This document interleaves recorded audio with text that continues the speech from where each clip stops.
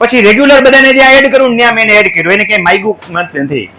પછી એને આ બીજા છોકરાને કીધું મારે ભગવાનની દયાથી સુખી છે, સુખી તો બધાય હોય છે, જીવ સુખી હોવો જોઈએ. એટલે મસ્તીની ડેરી છે, એની ડેરીએ હું જઈ આવ્યો છું. ગામમાં 220 રૂપિયાના કિલો શ્રીખંડ ખવડાવે છે. કેવા હોય આપણે વિચારવાના. દૂધમાંય નથી પોહાતું. આનો 450 રૂપિયાના કિલો વાળો શ્રીખંડ વેચે છે, વટથી વેચે છે અને વેચાય છે. એની ડેરી હું જોઈ આવ્યો. ડેરી એટલી ચોખ્ખી અને સાફ છે. ત્રણેય પ્રકારની સિસ્ટમ એને રાખી છે. ફેર પડે, ચૂલાના રોટલાય જુદા થાય, ગેસના રોટલાય જુદા થાય. તો જેને આવડતું હોય ને ખબર પડતી હોય ટેસ્ટની એને ખબર પડે, બાકી જેને પેટ ભરવાની ખબર પડતી હોય કાંઈ ફેર ન પડે. ટેસ્ટનો શોખીન હોય ખબર પડે. એને સગડી ચૂલો રાખ્યો છે, આવડા મોટો, ઓલો હવાથી ચાલુ થાય ને જે કોલસા વાળો, એ રાખ્યો છે. ગેસની ભઠ્ઠી રાખી, સીએનજી રાખી છે. એ કે મેં કીધું, પૂછ્યું આ કેમ રાખ્યું? મને કે સાહેબ દાણો પાડવો હોય ને તો આ બોલો સગડી વાળો રહ્યો એના જેવો ઉત્તમ દાણો ક્યાંય ન પડે. એ કે અમે બધો ઉપયોગ વારંવાર કરીએ છીએ, જ્યારે જ્યારે જરૂર પડે ત્યારે, અને તો જ કોસ્ટિંગ ઊંચું જાય ને.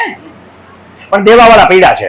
ઈ શ્રીખંડ એને કીધું 450 વાળો કે મારે બધાને ખવડાવો છે. એટલે આગલી વખત મને ના પાડી, બીજી વખત મેં એને કીધું પૈસા લઈ લેજો, ખવડાવીશ. ઠીક છે, હા. પછી દેવા ગયો એટલે મને 2 બાંધી દીધા પડીકા. મેં કીધું 250 ટેસ્ટિંગ. મેં છે ને મને વિશ્વાસ ન આવ્યો સમજ્યા તારા ઉપર. હું પહેલા 250 લઈ આવું કીધું, કારણ કે એકવાર હું શ્રીખંડમાંથી ઓલા બાપા સીતારામ ચોકમાંથી લઈ આવ્યો તો 220 વાળો 250 વાળો સમજ્યા. ઘરનો એવો એસન્સ આવે નાખી દેવો કીધું.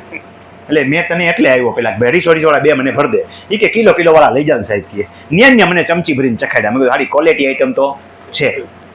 એ કે આ વખતે મારે મોતથી ખવડાવ. મેં તો પૈસા લઈ લેજો અડધા. એ કે હાલો પછી જોઈ લઉં. હાવ પ્રેમથી મફત ખવડાવ્યો. અને માણસોએ કેટલો ખાધો એ કહું. જનરલ હું પૂછીને આવ્યો તો કેટરિંગ વાળાની, ચમચી ભરીને આમ દે સમજ્યા. પૂછે તો કે નાખવું એટલે પાછી અડધી ચમચી ચોટે લેવી, અડધી ન ખાય. ઈ મને કે 12 કિલો જોઈએ. 90 માણસે 22 કિલો ચાટી ગયા, 22 કિલો ખાઈ ગયા. હકીકતમાં અહીંયા મોજથી ખવડાવી, ઈ જ દેવા ઉભો રહ્યો પાછો. આવતી વખતે કાલે પાછો એનો શ્રીખંડ છે, પણ મેં એને કીધું કોસ્ટિંગ અને મજૂરી સહિત લઈ લેવાનું તારે, તો જ આપણું લાંબુ નપશે, નકર નપશે નહીં. તોય તું સેવા કરો, સમજી લે. કોસ્ટિંગ અને મજૂરી કહું છું, નફો નથી કહેતો. મજૂરી લેવી જોઈએ કોસ્ટિંગ સાથે.